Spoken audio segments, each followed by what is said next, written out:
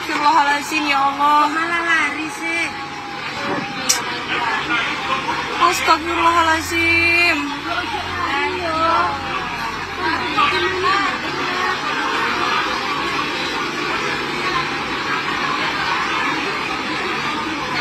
Ada yang jualan kena, guys. Ya Allah.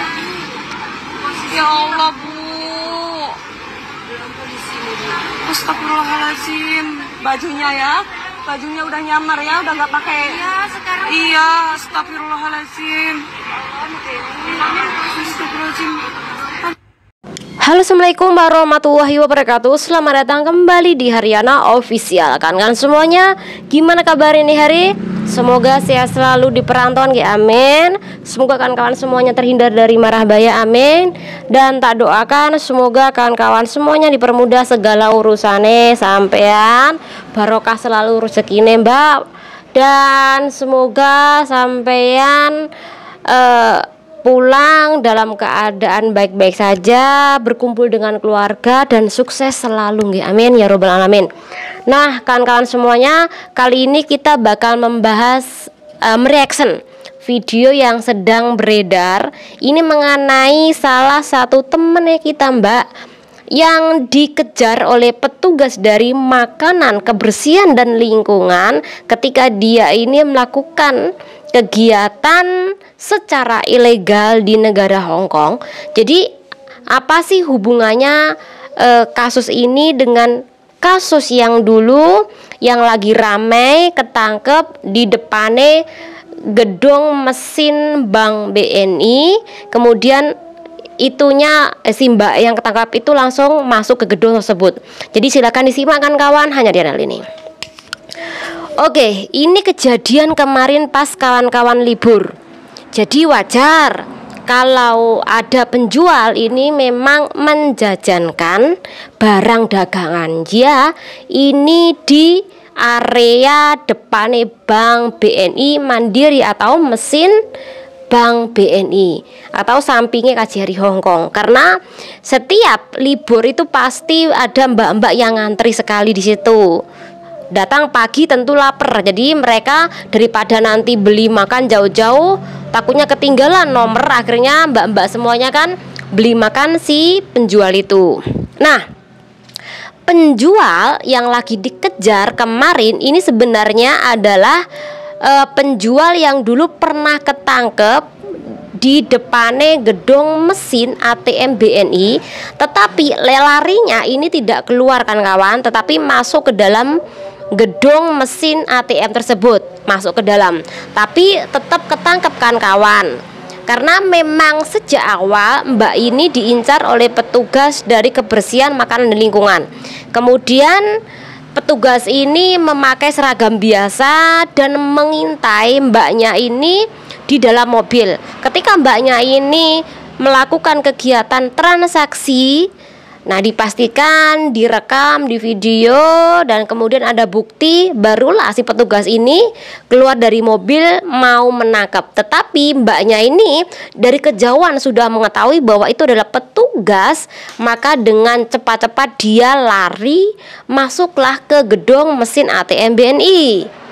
Nah, kemudian mbaknya ini dibebaskan kembali kan kawan, karena biasanya imigrasi itu masih memberikan keringanan. Kalau cuman awal aja yang ketangkep, mbak ini cuman dipenjara selama 1 bulan, dendanya $5.000 Hong Kong atau sebesar 10 jutaan ya. Ini kalau pertama kali ketangkep. Kemudian dibebaskan setelah dipenjara, setelah ia ini membayar denda. Nah, ketika si mbaknya ini dibebaskan, kemudian tentu dia ini nggak ada kapoknya ya, bakal jualan lagi karena memang dianggap itu menguntungkan kan kawan ya. Jadi minggu kemarin dia jualan lagi, kemudian lagi-lagi ini diintai oleh petugas, kemudian ada bukti, barulah petugas perempuan ini yang berseragam ini akhirnya menangkap mbaknya. Tapi ketika mau ditangkap mbaknya ini lari kembali kan kawan. Ketika dia lari ini tidak masuk ke dalam gedung mesin ATM, tetapi ini keluar lari keluar ya, mau mengarah ke jalan besar. Tapi walaupun dia lari, tetap aja ketangkap oleh petugas. Karena yang menangkap ini tidak hanya satu saja, tapi banyak petugas kan kawan. Nah, ketika ditangkap, apa sih hukumannya? Pertama, pasti deportasi kalau memang sudah keseringan ketangkep. Dan yang kedua, ini dipastikan mbaknya bakal kena hukuman 6 bulan penjara. Kemudian yang ketiga adalah dendanya sebesar 10.000 dolar Hongkong. Kalau dianya ini masih jualan di situ, berarti dia masih ketangkap beberapa kali. Tapi kalau dia sudah melebihi batas, pasti dideportasi kan kawan. Oke. Jadi di dalam kasus seperti ini kita sering menemui ya, bagi mbak-mbak semuanya yang apabila memiliki majikan nih, dan Anda ini jelas-jelas kerja di Hong Kong ini sebagai PRT, secara otomatis kan tidak diperbolehkan Anda jualan secara ilegal karena saman kan kontrak sebagai pekerja rumah tangga. Begitupun juga jika orang lokal atau residen Hong Kong yang jualan di tepi jalan, kemudian jualan dimanapun tanpa izin dari pemerintah Hong Kong, kemudian melesensikan dia punya izin jualan, ini juga tidak diperbolehkan. Jadi tetap dilarang walaupun itu adalah residen Hong Kong. Karena ketika jualan dia harus wajib izin dulu, dapat lisensi, baru dia jualan. Itu sudah sah, sudah dapat izin. Tapi kalau belum, secara otomatis juga melanggar peraturan di negara Hong Kong. Bisa kena denda, dagangannya diambil, dan kemudian penjara. Nah, bagi mbak-mbak yang jelas-jelas ini kerja secara ilegal ada majikan, Anda pasti bakal dideportasi, kemudian di blacklist, di penjara, didenda.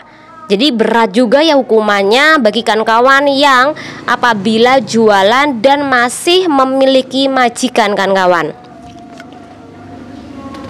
Itu kan OS ya, jadi wajar ketika dia ketangkep, dia ini masih bisa dikeluarkan lagi asal membayar denda dan juga penjara. Tetapi tergantung berapa kali dia ketangkap, kemudian nanti berapa kali pemerintah Hong Kong, imigrasi Hong Kong ini masih memberikan maaf. Kalau dia sudah ada batasnya, pasti nanti deportasi kan kawan. Oke. Jadi untuk kasus ini sekali lagi ini kan pengetahuan buat kita semuanya ya, khususnya bagi mbak-mbak yang mungkin baru bekerja di negara Hong Kong ataupun yang belum pernah bekerja di negara Hong Kong. Karena banyak sekali mbak-mbak yang komen, oh kenapa tidak diperbolehkan jualan? Jelas di negara manapun kalau Anda tidak mendapatkan izin jualan itu dilarang kan, karena itu bisa merugikan pemerintah Hong Kong sendiri dan juga bisa merugikan warga lokal yang jualan kemudian mengajukan izin kepada imigrasi pemerintah Hong Kong.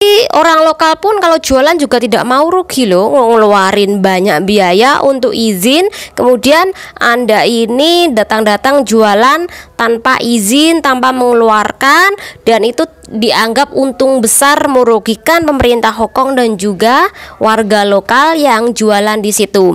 Dan tidak hanya itu saja, sampai itu dianggap mengotori area perumahan tersebut dan juga area toko-toko dan tempat-tempat yang dianggap ini tidak diperbolehkan untuk jualan kan kawan.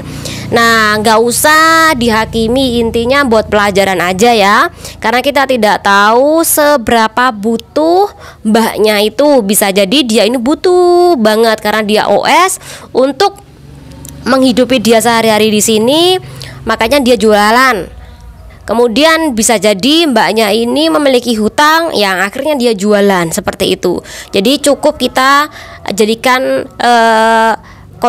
konten ini sebagai pelajaran, video ini sebagai pelajaran. Semoga bermanfaat buat kawan-kawan semuanya dan diri. Wassalamualaikum warahmatullahi wabarakatuh. Bye bye.